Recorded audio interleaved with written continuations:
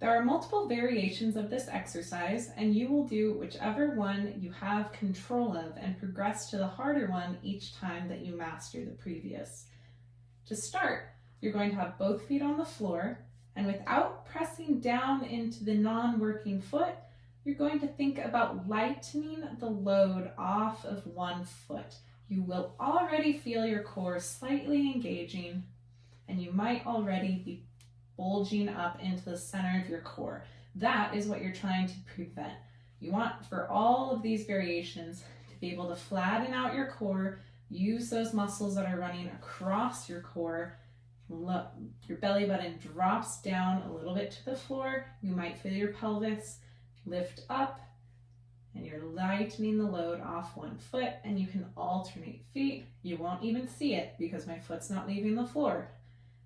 Once you master that and you feel like you have that lower core activation, the next step is to actually let that foot come slightly off the floor. Not very high. The point's not to lift it way up here.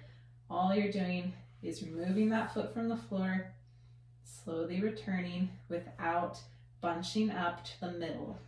You're using the core spreading all the way out like a corset.